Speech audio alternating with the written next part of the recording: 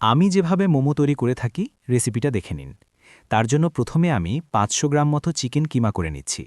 তার মধ্যে ৪টা পেঁয়াজ কিমা, কিছু কাঁচা পাকা লালমরিচ কিমা দিয়ে দিচ্ছি, একটা গাজর কিমা দিয়ে দিচ্ছি। চিনি দিয়ে দিচ্ছি আমি এখানে ১ চামচের একটু বেশি। ১ চামচ পরিমাণ দিয়ে দিচ্ছি চিকেন পাউডার, সয়া সস দিয়ে দিচ্ছি। থাই ওয়েস্টার সস ২ চামচ পরিমাণ। হালকা একটু সিসিম অয়েল, ফিশ সস দিয়ে দিচ্ছি। আমি যেহেতু এখানে সসের পরিমাণ বেশি ইউজ করছি সেজন্য লবণ ইউজ করব না। এখন এগুলি মিক্স করে ১০ মিনিট রেস্টে রেখে দিচ্ছি। এরপরে মোমোর পাতির মধ্যে আমি সব জায়গায় ভালোমতো ডিম ডাস্ট করে দিচ্ছি। এরপর আমি যে চিকেনটা তৈরি করছি ওখান থেকে চামচ দিয়ে অল্প একটু নিয়ে দেখেন মাঝখানে দিয়ে দিচ্ছি। এরপরে দুই পাশে সুন্দর করে মুড়িয়ে একটা মোমো শেপ আকারে তৈরি করে নিচ্ছি। এরপরে দেখেন মোমোটা তৈরি হয়ে গেছে। আমি একটা একটা করে সবগুলি মোমোর পাতি এখানে মোমো তৈরি করে নিচ্ছি।